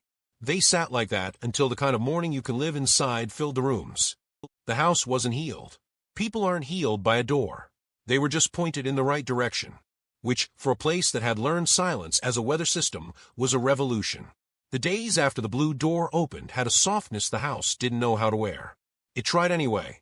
Morning light didn't bounce so hard, it settled. The portrait with the cracked glass stayed where it was, but no one flinched when they passed it. The crack looked like a line someone might someday trace with gold. Gregory started showing up to breakfast in shirt sleeves, the top button open like he had remembered he had a throat. He didn't have much to say, but he listened like a man learning a new alphabet. Lucas explained the night's move again with too much detail. Lily taught him a word she liked, petrichor, and he repeated it under his breath like he was trying on a secret. Naomi cooked and didn't apologize for the honey. She put jam on the table on a Tuesday, and no one died. When she reached for the coffee pot, Gregory reached too, and they performed a clumsy dance over the handle that ended with both of them laughing like people who had not done that in public in years. It was fragile, of course. Peace this new always is. You speak too loud and it startles. You forget and it sulks. You move too fast and it retreats under the bed. Naomi knew not to clap. Whispers found their way in anyway. Houses don't keep gossip out, they build extra rooms for it. The doorman had heard Mrs. Nolan from next door mention influence, the word dripping like oil. Ronnie came back from a market with carrots and a rumor. The maid's taken over, they said. The maid thinks she runs the house. Mrs. Penrose didn't move like a rumor, but her mouth was smaller. She intercepted Naomi near the dumbwaiter with a stack of napkins pressed to her chest as if protecting them from air. "You're effective," she said, and somehow managed to make the words sound like both praise and a warning label. "I'm present," Naomi said, not arguing. "The household is noticing," Mrs. Penrose said. "And the neighborhood. Their noticing is not always kind." "Kind isn't a requirement for correctness," Naomi said, then watched the sentence float between them. Too neat for a house now learning mess. She softened. "Are you all right, Mrs. Penrose?" The older woman looked at the ceiling, as if the answer might be written there. "I don't know who I am when the rules change," she admitted. "I was hired to enforce a system that may have been killing us. It is confusing to lay down a sword you polished for 20 years and find out it was never meant to cut." "You can keep the polish," Naomi said. "Use it on silver. Keep what's good. Put down what hurts." Mrs. Penrose exhaled. The napkin survived. Gregory's business life didn't get the memo about soft. A partner named Lyle showed up in a suit that looked expensive for cruelty, not comfort. He walked through the foyer with a mouth that collected impressions and spent them like currency. They found Naomi at the chessboard with Lucas. Lucas folded his arms and tried not to look proud that she was terrible. Lyle took in the scene and smirked. "New staff," he said to Gregory, not looking at Naomi, the way a man looks at a painting to judge the frame. "Ms. Ellis," Gregory said. "She's with the children." "The children," Lyle repeated, tone loading the words with a suggestion he would never put in writing. "I see." He didn't see. He saw risk. He saw a headline that would make clients ask questions. He saw the wrong word in a press release. He slipped his hands into his pockets like he kept judgments there. "Your gala," he said, pivoting. "We'll need optics. The hospital board will want a family photo." Lucas moved a rook like he was punting a man out of a room. Naomi watched and did not take the bait. Later, she passed Gregory's office and heard Lyle's voice snipping. Unprofessional mingling. Lines. Appearances. "Your investors, my children," Gregory said, and though he spoke quietly, the words were steel. "This house." "Keep those spheres separate," Lyle said. "You hired a caretaker. Use her. Don't platform her." Naomi didn't change her pace. She put her hand on the door jamb as she passed to remind Wood it was still wood. She went to check Lily's reading log and didn't check it, asked Lily about the smell of rain instead. Lily said it smelled less like lemons now and more like clean dirt. "That's good," Naomi said. "Clean dirt is where things grow." The gala came like weather you can see forming and can't stop. Cars slicked up the drive and deposited people who had learned to hold a glass and an opinion in the same hand. The staff ironed napkins like flags. The twins were made to wear shoes that pinched dignity and polished like coins for an exchange rate that didn't exist. Gregory's suit looked like old Gregory for exactly 7 seconds, stiff, clipped, until Lily took his hand and Lucas bumped his hip on purpose. Then he softened, and the tie he had tied too tight knew it. Naomi didn't belong on the guest list and did not pretend to. She wore a dress with pockets and moved between kitchen and hall the way a tide works, visible enough to be known, hidden enough to do its job. She kept eyes on the twins, not like a hawk, like a horizon. Ronnie pretended he wasn't proud of the canapes and was bad at pretending. Gregory said the words he needed to say into a microphone and didn't say the words he didn't. He thanked donors and survivors and surgeons. He said his wife's name. The room shivered, then held. He said, "We live because other people keep showing up," and looked toward the kitchen door, not meaning to. Lyle watched the line of sight like a man marking coordinates for a leak. A guest cornered Naomi near the hallway with a smile sharp enough to cut fruit. "You must be the help," she said, trying on benevolence and finding it didn't fit. "Whatever you've been doing, it's working. The children seem less feral." Naomi held a tray and set it down. "Children aren't feral," she said. "They're accurate." The woman blinked twice and decided to be offended later. "Well," she managed, "aren't you direct?" "Direct saves time," Naomi said, and stepped away to keep the tray from becoming a weapon. Later, by the dessert table, a man with a handshake like a trap told Gregory, "Your nanny is a character." Gregory said, "Her name is Naomi," and the man looked at him like he had missed a cue. He tried again. Your caretaker. Gregory nodded and said nothing else and felt both better and worse than if he had given a speech. The moment that mattered arrived without fanfare, and then demanded it. The photographer had staged the staircase like a magazine spread, flowers, light, money arranged in layers. Family photo, she chirped, because photographers must chirp, or people don't look. Gregory stood in the center with a face that wanted to be brave and landed on polite. Lucas and Lily climbed 2 steps and leaned in.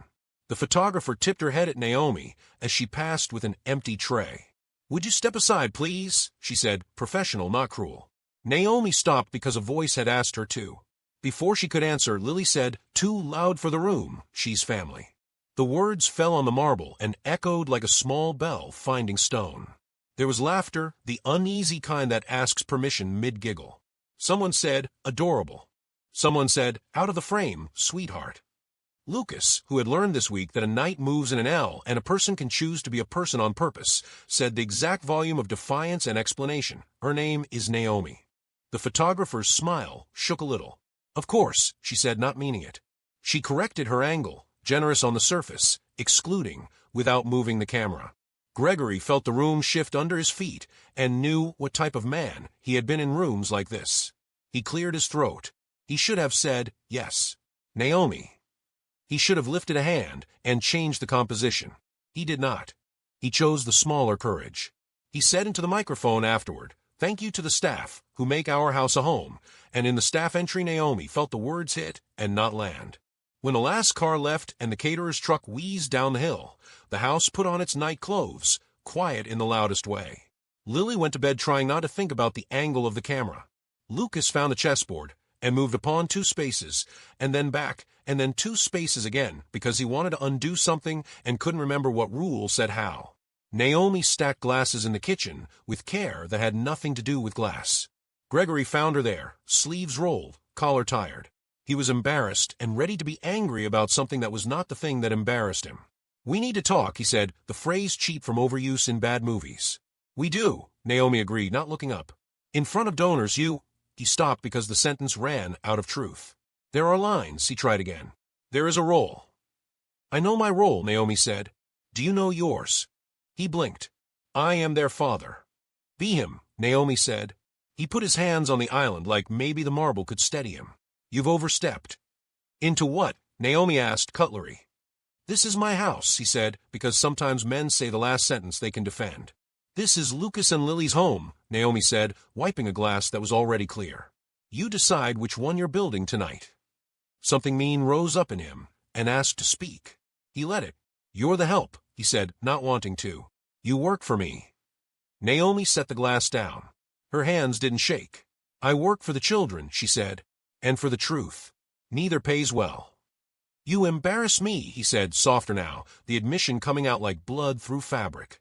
"You made me small in front of—" "I didn't make you anything," Naomi said. "They saw you. And they saw me. You decided which names fit." He meant to apologize and could not find the path. Instead, he found the old exit. "You're dismissed," he said. "Effective immediately." She took that in like cold water, shocking and not fatal. She nodded once, because she did not need to fight to win. "I'll pack a bag," she said. "Mrs. Penrose has my account details." From the stairs came the feather, sound of feet, listening they should have moved. Lily's face was a moon at the banister, Lucas a shadow beside her. Naomi looked at them, and she smiled a smile designed to hold a child's bones together through the next hour.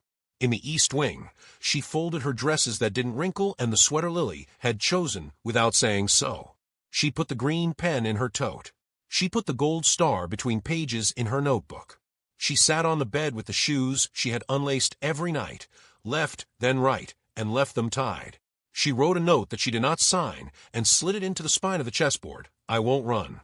You know where I am." Mrs. Penrose stood in the doorway like a ruined arch. She wanted to say 50 things, and all of them were heavy.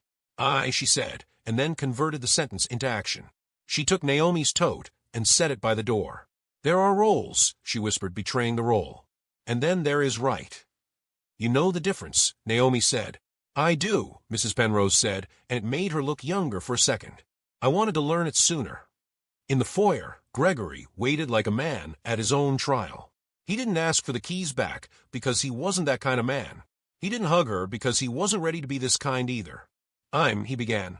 Not yet, Naomi said, and he shut his mouth like a child being kind. The children waited at the top of the stairs, not hiding. Lily's chin trembled, and then stabilized. Lucas held the banister so tight his knuckles turned the color of privilege in winter. Naomi lifted her hand, not to wave, just to place a promise in the air where it would be visible. I will not disappear the way you were taught people do. Outside, the night had the hot ache of a party that went too long. Naomi walked down the steps and felt the world widen. The bus stop knew her name. The city's tired knew her tired. A streetlight flickered, and then decided to work. She sat on the bench and breathed the kind of breath you take when you've been holding the house's lungs for it. Her apartment was small and decent and knew her habits. She put the toad on the chair that didn't wobble and took off her shoes and didn't line them up just to see if she could. She texted Tessa it broke. Tessa called, no preamble. You okay? She asked, the way sisters cut through mess. I'm angry, Naomi said, and sad, and correct. You are all three, Tessa said. I'm on my way. You don't have to. I do, Tessa said and hung up, and 20 minutes later, she was at the door with soup and a look that dared the world to fight her sister. They ate on the floor like kids at a sleepover that had a courtroom attached. Naomi told the story without making herself the hero, because she wasn't. Tessa listened like a witness. You taught them how to breathe, Tessa said when it was done. Now they'll call for you when they need air. I hate waiting, Naomi said. Then don't, Tessa said. Sleep. That's a kind of waiting that doesn't insult you. At the mansion, absence grew teeth. The honey jar went back into the cabinet without meaning to. The board in the playroom gathered dust. Lily's hoodie migrated back from the chair to her body. Lucas refused chess because pawns reminded him of small things getting pushed. Gregory tried to start the treadmill.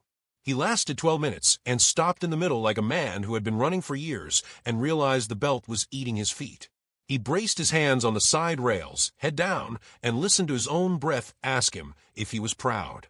Mrs. Penrose lasted 2 days and then put her pearls in a dish and said, I have family matters, which was a polite way to say I cannot keep holding your rules while you refuse to hold your children. Ronnie passed Naomi's apartment on his day off and looked up without meaning to and didn't ring. On the third night, there was a knock at Naomi's door, like rain with urgency. She opened it to 2 soaked children who had used up their fear of breaking rules on the way over. Lily's hair was pasted to her forehead, Lucas's shoes squelched.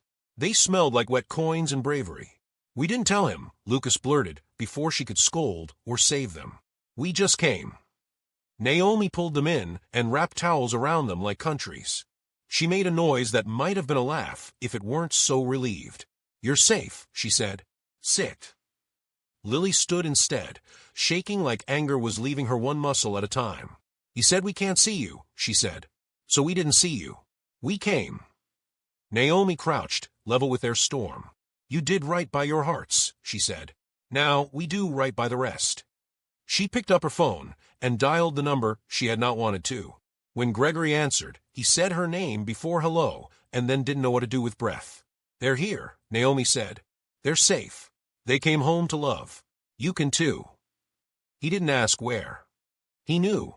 He said, please, and the word was not about her. It was a petition to the universe for a rewind button. Don't send them away. I'm making cocoa, Naomi said. Get in the car. She hung up.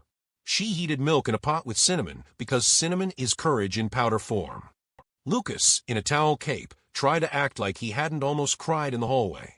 Lily held the mug with both hands and looked at Naomi over the rim like the surface of the world might still be usable. In less than 15 minutes, there was a thunder of steps and a knock that apologized while it knocked. Gregory stood in the frame like the outline of a man. Rain had flattened him. He had driven without his pride buckled in and had fallen under the seat. He saw his children and fell to his knees without performance, not to beg, to learn. I was wrong, he said, eyes on their faces, not on the floor. I was more worried about being seen than seeing you. We saw you, Lily said. It hurt. I know, he said. I'm sorry. I am learning. I don't want you to have to teach me anymore, but if you will, I'll listen. Lucas didn't make him a list of requirements. He did not give a speech. He stepped into his father's arms and let a sob punch through one rib, then another, like a body doing demolition to make room for better walls. Lily followed, scarfing in beside them like perfect Tetris. Gregory looked up at Naomi over the top of his children's heads. His face said what his mouth hadn't rehearsed: I need help. His mouth said, will you come back? Naomi shook her head, kind but unmoved. Not as your maid, she said. You don't hire family. You build it. He closed his eyes like a man baptized against his will and grateful. What does building look like? He asked. Apologizing in rooms where it costs you, Naomi said. Saying her name at the table. Letting the house be loud. Listening before fixing. Asking Mrs. Penrose back and paying her what she's worth. Throwing the binder away. Keeping the honey. Sitting. He nodded after each like he was being read vows and meant them. Will you help me? He said. As Naomi. Yes, she said, and the word wasn't a contract, it was a door. They drove back together in a car that smelled like wet and chocolate. The mansion stood the way big houses do when they are ready to be humbled. Lights flickered as if someone was figuring out the switch. The blue door was open as they entered without them opening it, which is one way houses say sorry. Lyle would gossip. Neighbors would watch through their little binoculars. Staff would decide where to stand when rooms got loud. All of that could happen. Naomi walked in with her shoes still damp and her chin set and knew she would be fine. She was not hired. She was here. In the foyer, Gregory turned to the twins and then to Naomi and said the thing that mattered, the only line that could close a night like this without closing anything important. We're going to learn how to be a family, he said. Starting now. Starting now, Naomi echoed, because repetition turns a sentence into a staircase. The house, which had been listening like a dog, exhaled. The chandelier did not sparkle, it breathed. Somewhere in the back, Ronnie's laugh returned to the kitchen like a pan left to soak. In the playroom, the board waited. Lucas uncapped the green marker without asking. He wrote a new line, don't run. Next to it, a box. Lily took the cap and clicked it on and off, the sound of decision. She drew the check. Morning learned new steps in that house. It didn't crash through the windows anymore like it wanted to wake the walls. It slipped in and sat down. The hallways tasted like toast and laughter. Someone left muddy handprints on the stainless steel fridge, and no one rushed to polish them away. A cracked mug sat on the counter with its seam glued in gold, a ridiculous little cup asking to be believed. Naomi walked through these proofs the way a person checks their own pulse. On the blue room's doorframe, a smudge of cinnamon marked a height line. They'd measured Lily last night, and she had the decency to giggle when Lucas cheated for an extra half-inch. The blue room's lid was open. The scarf lay draped like a tame sun over the bench. In the kitchen, Gregory was losing a fight to pancakes. He held a spatula, like a weapon from a war he hadn't trained for. One pancake had folded in on itself like a letter no one finished writing. You're cooking, Naomi said, keeping her face straight. That's what this is called, he said gravely, peering, if it results in something edible. We'll allow other outcomes, she said. Try a smaller ladle. Lily perched on a stool in pajamas with planets. Don't flip until the bubbles pop, she instructed, deeply authoritative for someone who still mixed up left and right. Lucas stood by the stove and waited for disaster with reverence. You have to commit, he told his father. Hesitation ruins pancakes. Gregory glanced at Naomi. Is that true? Absolutely, she said. In pancakes and apologies. He flipped, and by miracle or obedience to physics, the pancake landed flat. The twins hooped like it had stuck the landing in competition. Gregory startled into a laugh that did not sound like anyone important laughing. It sounded like him. They ate. Syrup pooled, butter melted in bright little lakes, manners stretched and didn't break. Lily got a smear of flour on her nose and left it. Lucas tried to steal a second pancake mid-air, and Naomi let him, because mornings need folklore. After breakfast, the piano called the way it had begun to, politely, then with insistence. Gregory hovered by it like a man not ready to ask for dance. She used to play scales when she couldn't sleep, he said, naming Celeste without flinching. I remember the sound more than the notes. You don't have to remember the notes, Naomi said. You can learn new ones. He sat. His hands looked wrong there, competent at everything but softness. Naomi sat beside him and touched middle C with her smallest finger. Here's your anchor, she said. Find it without looking. He closed his eyes and found it. Lily leaned on the doorframe and hummed a harmony on purpose. Lucas banged a chord elsewhere and winced. The chord they built wouldn't win anything on a stage, but made the house relax. It made Mrs. Penrose pause in the hall and lay her palm against the paint like you do when a person has a fever, and you want to feel if it broke. They practiced 3 notes. Then 4. They tried a melody that kept forgetting itself and forgiving itself. The scarf tickled Lily's wrist. She let it. The hospital board met the next day in a room designed to make men feel consequential. Chairs were heavy, water cold, agendas typed. Lyle did his Lyle face at the window, a reflection of incredulity, rehearsed to perfection. Naomi had not planned to be there. She came down the hall anyway, not to be a part of it, but to stand near the door. Present is a weather system, it seeps. Gregory looked like a man who had chosen sleep for once and discovered it doesn't solve everything, but it makes the day kinder. He straightened a paper and didn't read it. When the conversation circled back to optics, his fingers tapped his knee, an old tell. He caught his own leg and placed his hand flat on it. The gala, a board member prompted. Our messaging on family wellness. We got that wrong, Gregory said, not waiting for the safety of the back half of a sentence. The room turned its head. We talked about outcomes and numbers. We neglected to talk about grief. Mine. My children's. I spent 2 years making this house quiet and called it strength. It was silence. Lyle inhaled in italics. I also failed to acknowledge the person who changed that, Gregory continued. Her name is Naomi Ellis.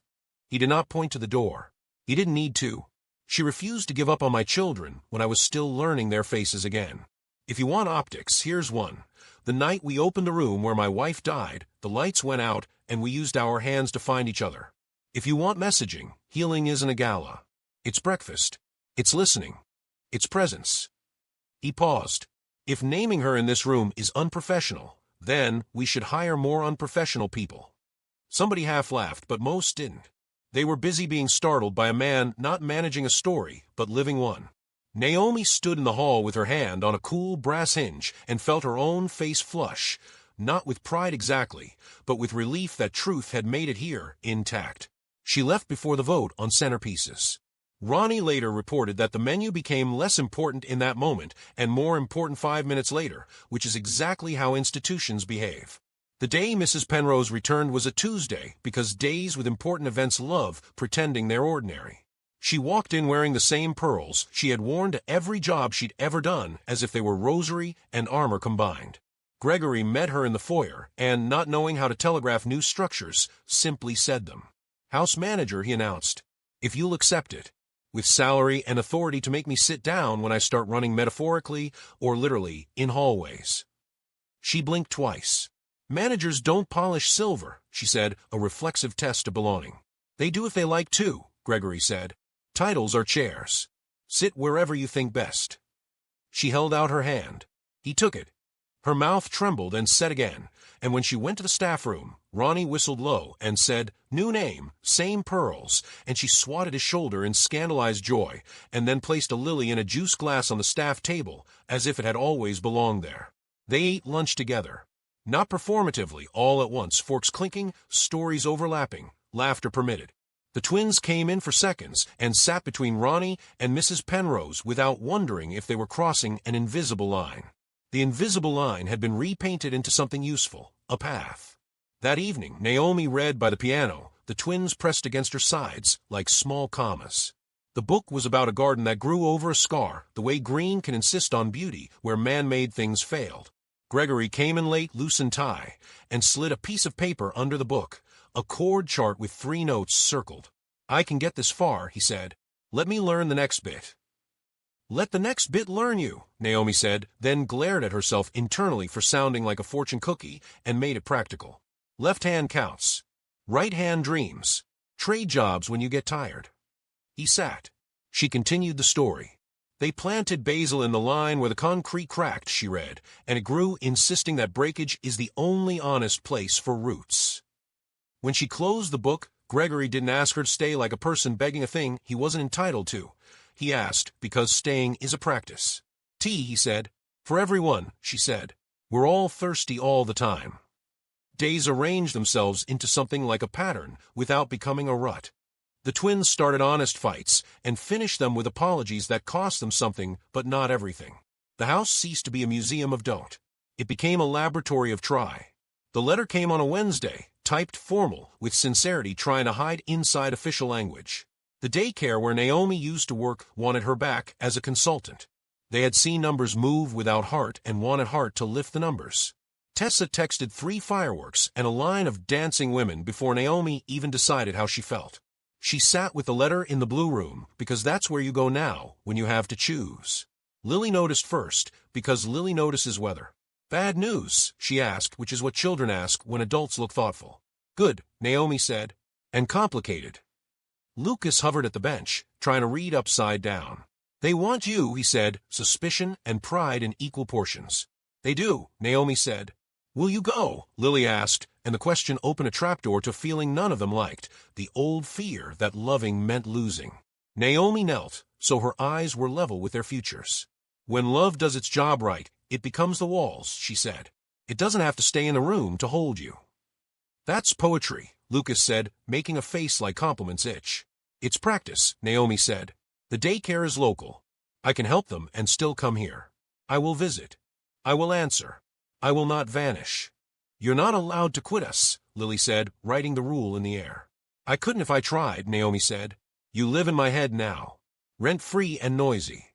They helped her pack books, arguing about which ones a daycare would need. Lucas insisted on the chess primer for strategy, and Lily chose the picture book about the stubborn seed for heart. Naomi put both in the tote. "Brains and heart," she said. "We'll smuggle in hands later."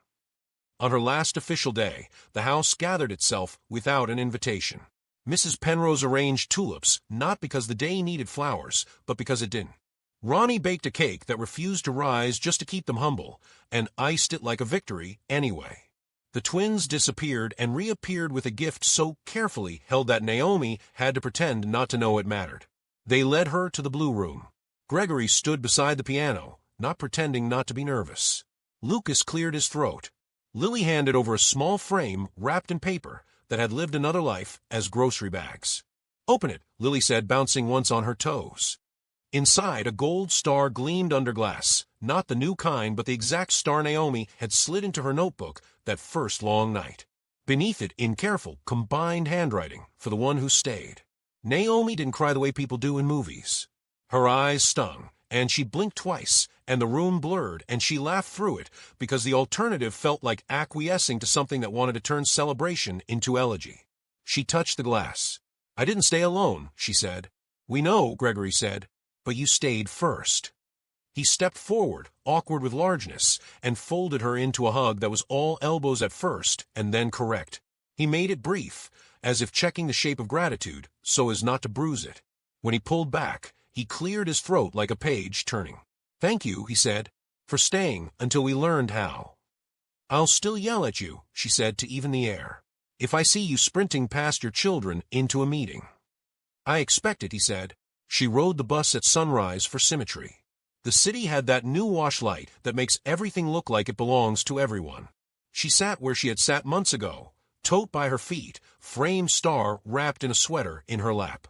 At the gate, the twins waved in the way children wave when they have been taught that leaving is part of staying. Gregory stood behind them with a hand on each shoulder, not like an owner, like ballast. She looked back once. Houses often ask for that, one last look to seal the contract. She gave it. The blue room's window was open a crack, a scale drifted out, 3 notes and a pause, for notes and a laugh. She smiled. She did not say goodbye. She said without words, "I'll be here in the ways that count." On the bus, a child fussed, and a mother jiggled a key ring, and a man pretended he didn't want to smile at either. Naomi leaned her head against the glass and watched the city wake, the way people open their doors and count their keys and take presents with them, like a packed lunch. At the daycare, the director met her at the door with gratitude and a stack of problems. Naomi took both. She walked into a room with peeling paint and a chorus of small voices and thought, yes. She taught a teacher how to lower her voice, and the room followed. She moved a shelf because light likes to land where it can be useful. She placed the book about stubborn seeds on the reading rug and sat cross-legged to read it badly on purpose so a child could correct her and learn what knowing feels like. On her way home that first week, she stopped by the mansion without warning because family doesn't need one. The gate had learned to recognize her step. The doorman nodded with respect that had been earned and not demanded. Inside, the board in the playroom had new lines in wobbly script. "Keep honey, say mom. Hug Dad first, piano, every day. Boxes were checked. Beside them, in Naomi's green ink, a new one, help someone breathe. The twins had checked it and drawn a small square around the checkmark, in case it tried to escape. Dinner was loud. The toast bumped into the water and lived. Mrs. Penrose told a story about an ancient dryer that had finally given up, and Gregory said, "Let the dryer retire," and they all groaned at how pleased he was with himself. Lucas declared a chess rematch and Naomi accepted, and lost in 4 moves with flourish. Lily braided Naomi's fingers like hair and said, "You smell like crayons," and Naomi said, "I smelled like richer things and none of them were as good." She left before bedtime because the house needed to prove it could be okay without her in the room. On the steps, Gregory stopped her with the posture of a man who remembers to ask before he speaks. "I spoke with Lyle," he said. "We disagreed. He was uninvited from certain parts of my life." "Consequences," Naomi said, approving like a judge.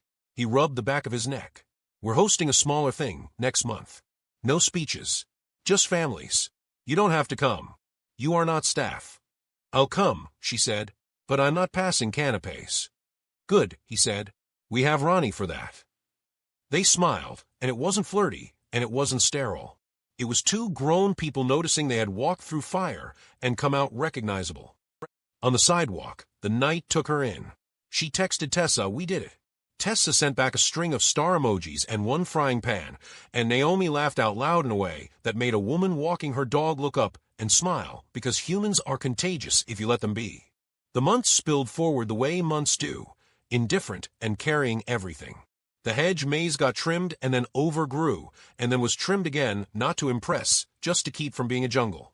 The blue room became a room with a piano in it, which is a miracle when you think about it. The portrait with the crack got repaired, and they asked the framer to leave a thin lightning line in gold. When guests asked about it, Lucas said, "We like our breaks honest," and Gregory let him. The day the twins played a song together without stopping, Naomi happened to be there because some coincidences deserve credit. Lily took the melody, Lucas guarded the harmony. Gregory turned a page with his whole body, like he was afraid the paper would rip. When they finished, no one clapped. They breathe because breath is what music asks for when it's real. Lily looked over her shoulder at Naomi and said, "We didn't mess up." "You did," Naomi said. "All the right places." "Will you always tell us that?" Lucas asked. It was not a childish question. It was a contract. "I will," Naomi said. "And when I forget, you tell me." In the evenings at the daycare, Naomi wrote notes to herself on the back of old worksheets. Presents, listen before fixing. Gravity, stop fighting it, use it to plant. Titles, chairs. Choose the right seat. She taught teenagers changing diapers to sing off-key and not apologize. She taught administrators that budgets can be honest and kind. She went home tired in the good way, the way that means your body remembers why it was built. Sometimes, inexplicably, she cried in the shower for 3 minutes for no reason she could explain. She let herself. Healing also leaks. On the anniversary of the night the lights went out and the door opened, they had cake, lopsided, heavy with frosting, the good kind that makes you drink water. They lit 2 candles. Lucas counted down. Lily made a wish and then didn't tell it because some wishes need privacy to work. Gregory put his hand on the piano and said, "Celeste," and smiled, and his mouth didn't break when he did. Before they cut, he cleared his throat and looked at Naomi. "You made impossible sound simple," he said, saying the line he'd been saving without ruining it. "No," she said, "you just stopped fighting gravity." They ate off plates that didn't match. Someone, Lily probably, left a smear of frosting on the blue door. No one wiped it. The frosting dried and flaked, and the door didn't mind. It had known worse. When Naomi left that night, the air had the coolness of a world that had decided to survive summer. She paused on the steps and looked at the house that had changed not by magic and not by money, but by people refusing to give up on each other. The doorman nodded a blessing that had become habit. The bus sighed to a stop like a tired animal that still loved its job. Naomi climbed on. She found her seat. A child nearby threw a soft tantrum about something eternal, like socks. Naomi smiled and looked out at the stitched-together lights of the city and thought about stubborn plants and gold seams and middle C and the exact weight of a child's head on your shoulder when they trust you. Some days the world insists a thing is impossible. Some days people do. But the bus rolled, the house breathed, the piano waited, the children slept, the morning rehearsed its entrance. And in that space between one breath and the next, in that place where grief becomes a scar you lay a garden over, a simple truth sat down and made itself at home. Some houses learn to love. Some hearts learn to stay. And sometimes the miracle has a very plain name, someone who refuses to give up.